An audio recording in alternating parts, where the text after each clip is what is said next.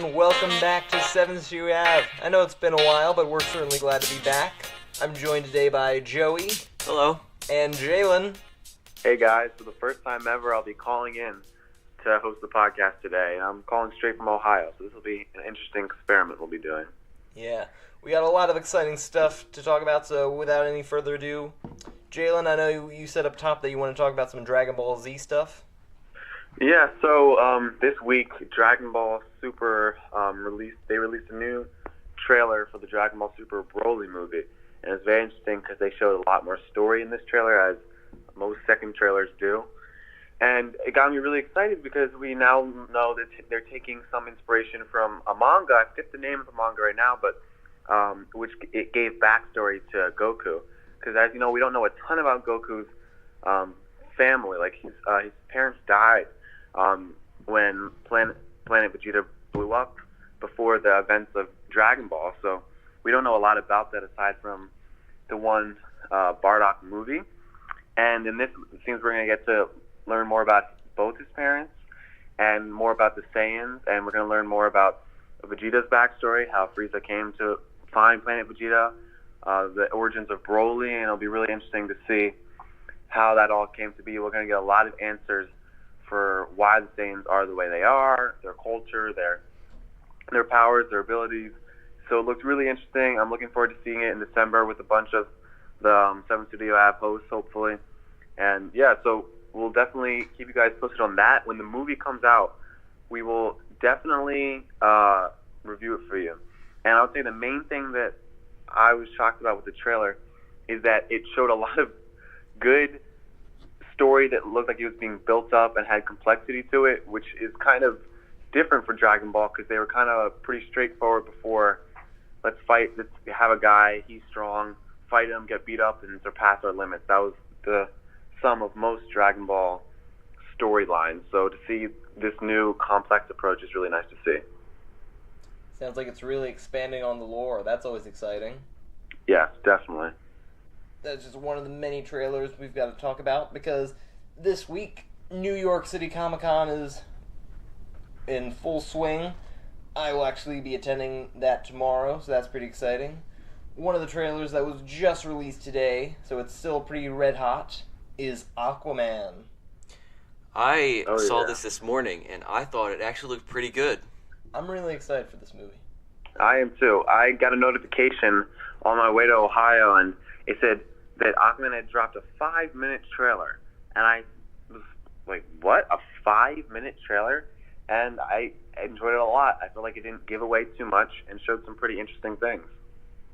Yeah, I remember a couple years ago after SDCC, Justice League had like a 5-minute trailer. So it does seem like Warner Brothers takes that approach for their like final trailers to like really push hard.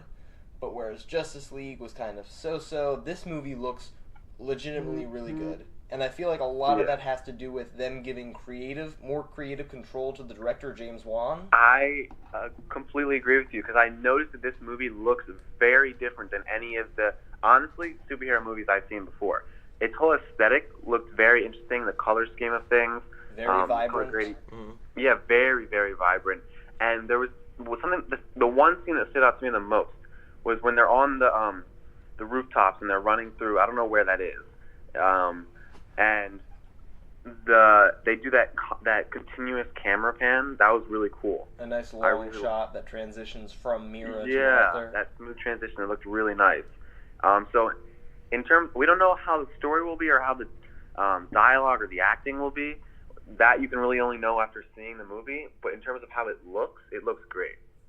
We also see Aquaman rocking a look more akin to his classic costume at the end of the trailer. Which I'm honestly not sure how I feel about that. I think it's all right.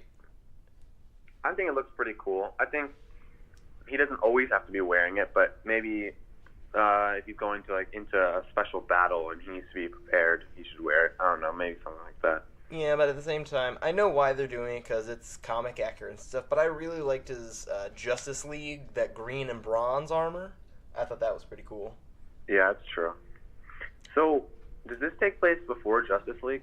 Or I think it takes place after Justice League because It seems like a major plot point will be trying to get this trident. That seems to be the MacGuffin of the film, and it's a different trident that we see him using in Justice League. Ah, gotcha. Makes sense. I think Black Manta looks cool.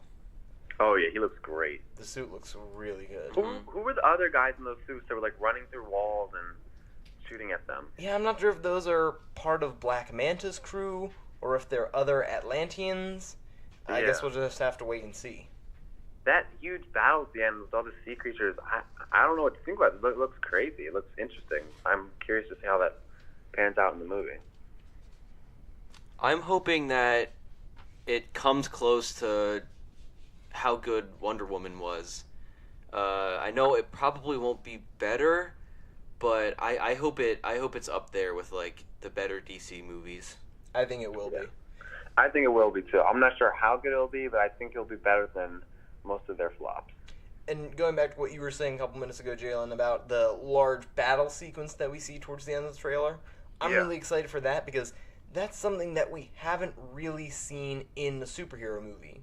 Like, we've seen like a couple of people take on an army, like a lot of hand-to-hand stuff, but we've never really seen army against army, like Lord of the Rings style epic sweeping camera movements. When I saw that, So it should be very exciting to see. And underwater. Yeah, it's true. All right. Right before we get to our next topic, I just want to make sure that you guys know how to contact us. You can follow us on Twitter at 7studioav. Our website is 7studioav.weebly.com. Subscribe to our mailing list, which is on the website, and follow us on Instagram, which is 7studioav. Now, we would be hard-pressed if we didn't mention that the Venom movie came out today. Now, Jalen, you and I saw Venom last night, and if you had to describe it in one word, what would you say? I would say a few words come to mind. It's hard for me to say one word. One, I think cringy. The second, I think entertaining. And the last, I think, a phrase. Disappointed but not surprised. Yeah, I have to agree. It was enjoyable, but it is far from a good movie. Yeah. My friend asked me if he should see it, and I said to him, if you're a fan of Spider-Man and Venom, then you should definitely go see the movie in theaters. But if you're not, you don't necessarily have to go. If you're looking for something to do, yeah, maybe, but otherwise, it's not a movie that you need to see in theaters. It wasn't an incredible movie by any means. Yeah, a lot of cliche parts, problems with pacing. Yeah, the VFX and Tom Hardy's performance are both great. So there are good elements, but the film as a whole is just it falls short. Yeah, and in terms of the story, I think me and Jeff can both agree on this, that the main thing was how they established the lore for the symbiotes. And I'm going to try to avoid spoilers for anyone who hasn't seen it, but something that stood out to me about the symbiote was that in like the original, in the comics and in previous Spider-Man movies, the symbiote would react differently to whoever was on.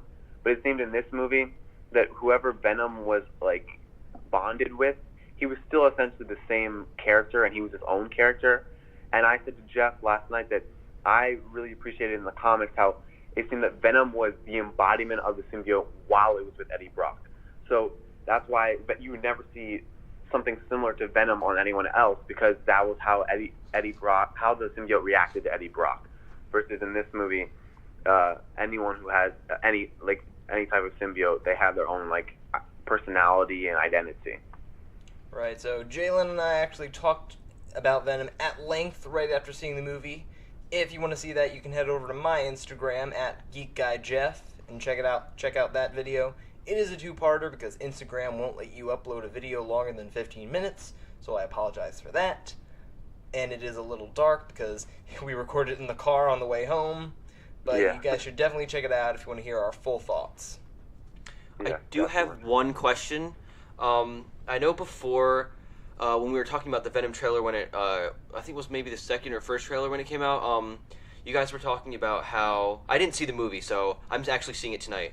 I was wondering, before we talked about how the two symbiotes when they fought and stuff. You said it may have been hard to tell which one was which. Do you think like the scenes with the fighting were like what you thought they would be, like how they were hard to tell which one was which and stuff like that? They were easier to follow than I expected. Oh, okay. I agree. Yeah. They did a really good job with the lighting, because my main issue is like a lot of the times in action movies they have these fight scenes in the dark, and they're trying to be creative and use lighting in a creative way, but a lot of the times it just comes across as I'm lazy, so I'm going to make the fights in the dark so you don't see all the mistakes or faults within a fight scene. And I was nervous knowing that Venom and Riot, which is the antagonist of the movie, were both characters that had dark coloring. I was nervous that you wouldn't be able to see them fight at nighttime in the dark.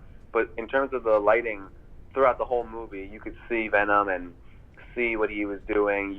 It didn't look like just this black figure just like zipping across the screen. You can't tell what the hell is happening. So that was good to see. All right. What would you rate the movie? What would you rate the movie, guys?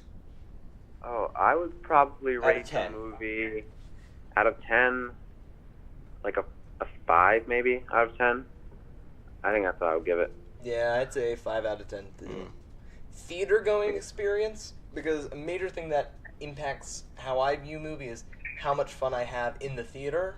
So as far as like experience in the theater, I had a great time. I was turning to Jalen saying about how dumb this movie is. So yeah, it is enjoyable to watch, but good film it is not.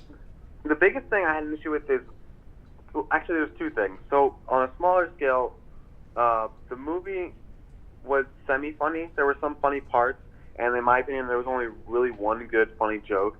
And then at the other big thing is the direction they took the movie as a whole. They said that they were going to make this like dark, gritty movie, and Venom's going to be an anti-hero and not follow the rules. But in reality, he felt more like a superhero. Like, it felt like they just turned Venom into a superhero, which I didn't like. He seemed too much of a good guy. And they didn't really mess with any complex themes that much. It was pretty simple, cliche, straightforward movie. And I just think they could have gone the dark, serious route, and it could have been better. In my opinion, if they had gone with a very similar vibe to how The Dark Knight feels, which is also a PG-13 movie, I felt like they would have been able to really do the character much more justice. But instead, it felt too lighthearted, too funny, and just overall not what I wanted. All right. I have to agree. And again, guys, if you want to hear us go deeper into this topic, check out my Instagram at GeekGuyJeff. All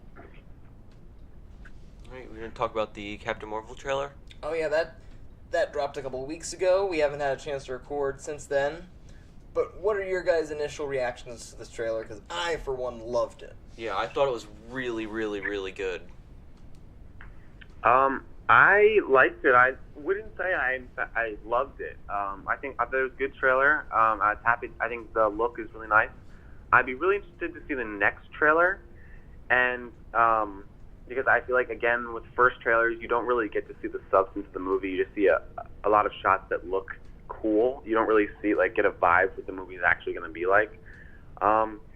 In terms of aesthetics, they nailed it. Everything about the movie looks great. I just have to wait and see for the story. My favorite shot in the trailer was when they show her standing up and she goes from a girl to a young woman and then into her captain stature. I thought that was cool. Yeah, I liked the effects. I liked how they set it back like farther. Like I liked how they put the blockbuster in there. And as we know, there's no more blockbusters, so you can tell this is an older setting. So yeah, R.I.P. Blockbuster. Yeah, I know. And I liked how they did young Nick Fury. Yeah, young Nick Fury. That's what I was gonna say. Young Coulson. Cool. I'm excited to see him. I love Phil Coulson. Mm-hmm. Also see Captain Marvel punching old women. That was a meme and it was funny. Yeah. Oh, but why would Captain Marvel punch an old woman? What's going on? It's a Skrull.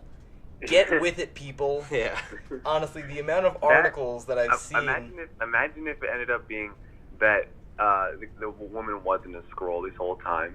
That would be pretty good. That would be great. But she's just freaking out. She punches an old one. There have been so many article headlines and YouTube thumbnails that are like, "Why did Captain Marvel really punch that old woman?" It's just like, come on, people. Like, try to stay up to date just a little bit. Mm-hmm. Yeah, I just want to mention that old woman. Her smile is so creepy to me in that trailer.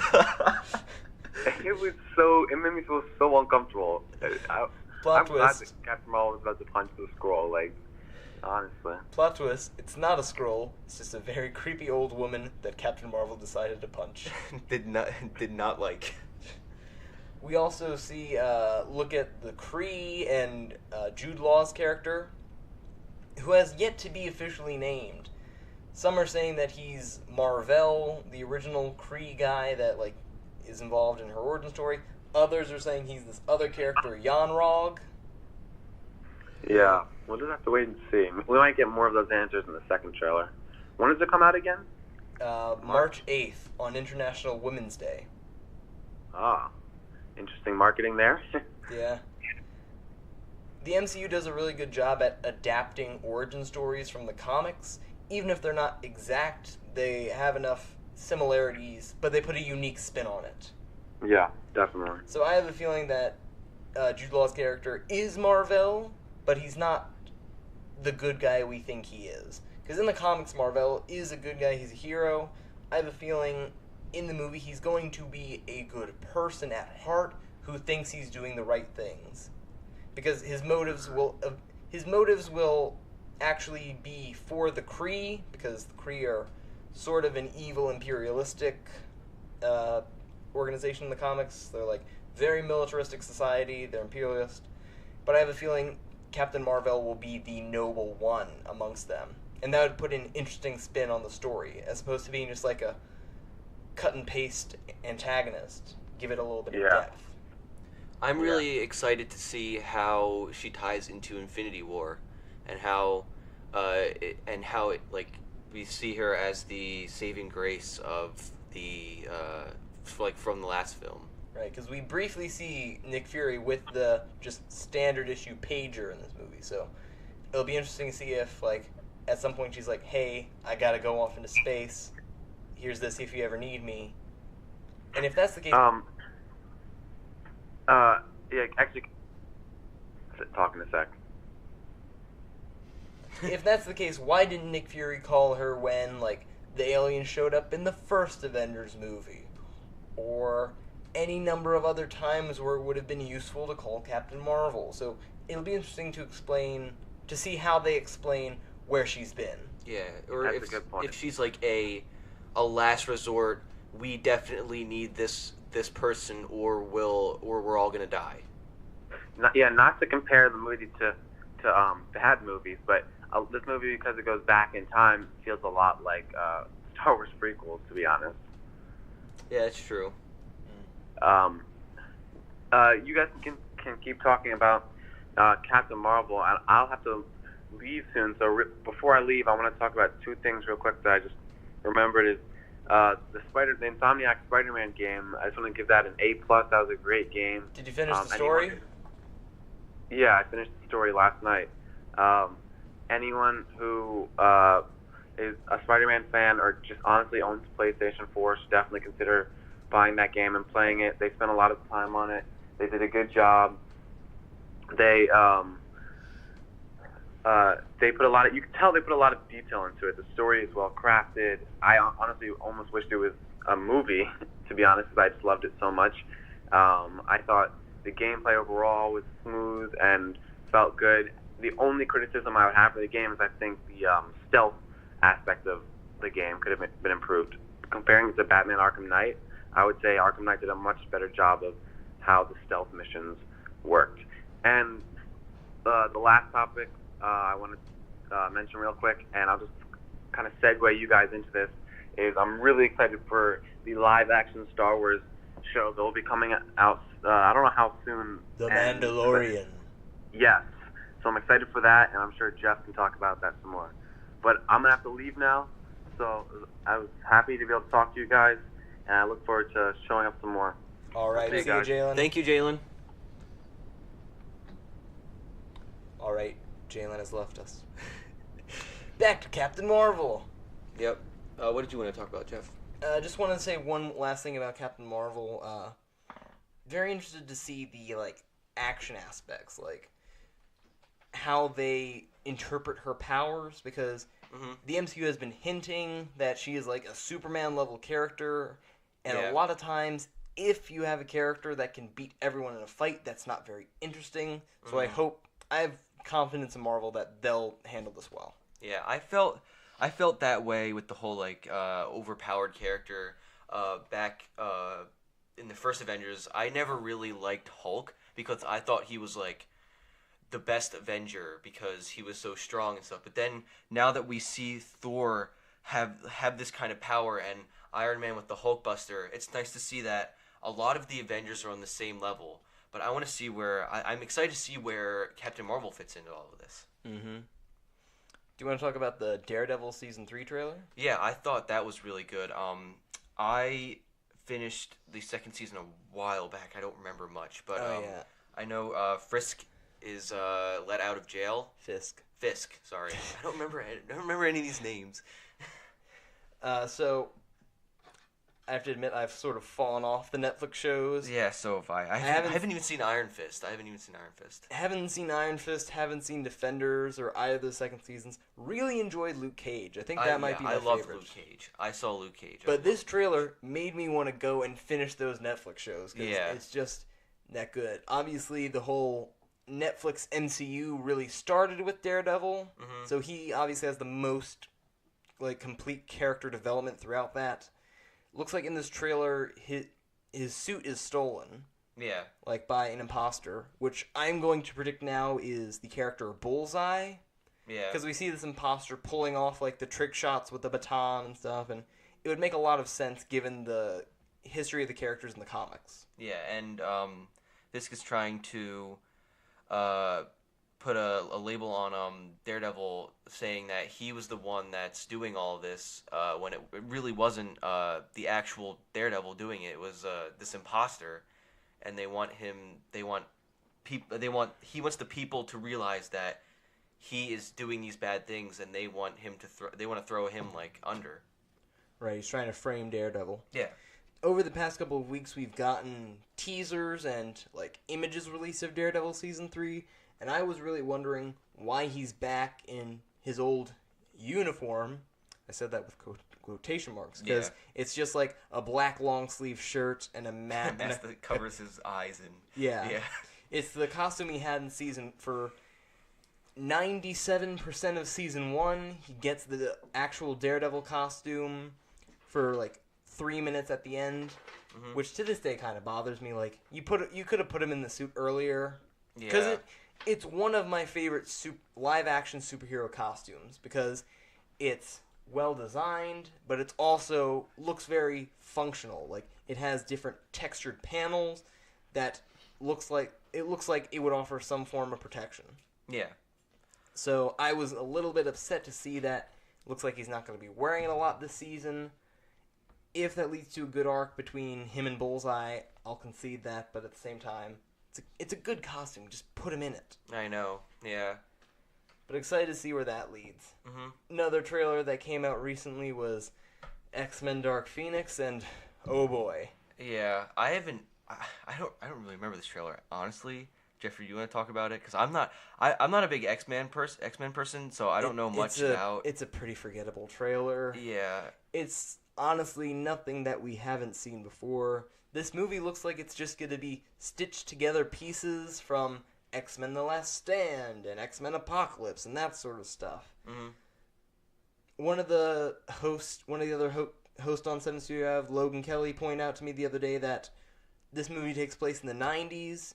Oh. Charles and Magneto are supposed to be in their 60s to 70s, but they still look 35. Michael Fassbender and James McAvoy still look very young. Yeah.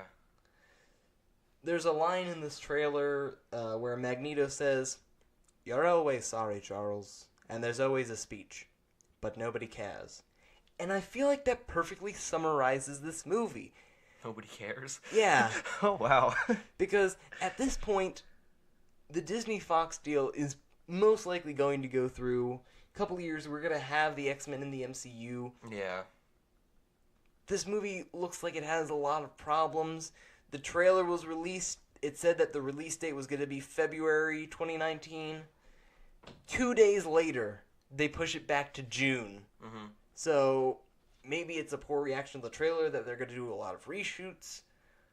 The costumes aren't great either. Yeah, I saw the costumes, and I'm not a really big fan of them. What really bothers me about that is at the end of X-Men Apocalypse, for like 30 seconds when they're in the training room, they have what I would describe as perhaps the most perfect costumes in recent superhero movie history.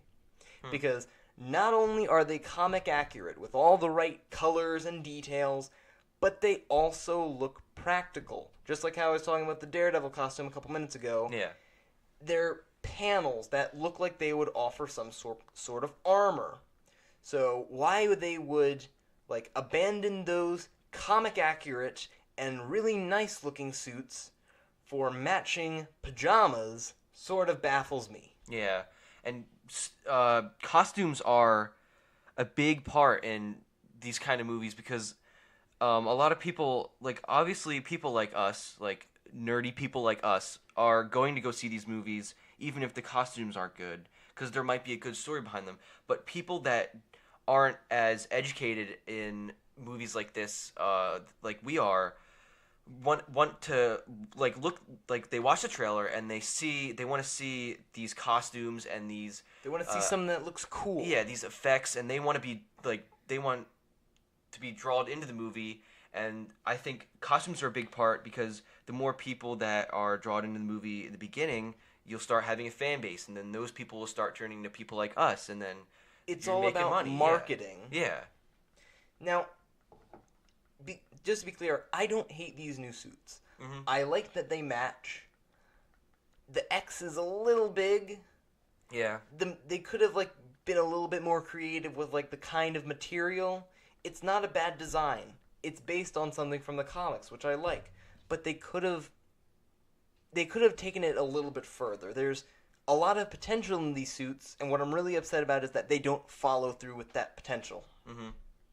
Yeah. But the rest of the movie does not look very good. None of the performances look particularly memorable. Yeah. So, yeah, I hope... I'm gonna see it, but I just hope it's not, like, horrible. I hope it's, like, meh. So I know it's not gonna be really good. Just on the topic of X-Men, just another shameless plug to my Instagram at GeekGuideJeff. Mm-hmm. I'm going to be cosplaying as Wolverine tomorrow for New York Comic Con, so I'll throw some pictures up on there. Mm-hmm. Be sure to check out the 7 Studio Ave social media for some pics that I'll send over. Could you remind us what those are again, Joey? The what, huh? Oh, yeah. I was so confused. Just make sure to follow us on Instagram at 7 Studio Ave, and he'll put pictures of Comic-Con so you guys can get an inside look of what Jeffrey does at Comic-Con. Yep. We're still in the midst of planning our next superhero showdown, so be sure to send us your suggestions for characters. For our Versus episode. Characters you want to see us duke it out, but I think that's going to do it for right now, guys. Yep. All right. See ya. See you guys in 7.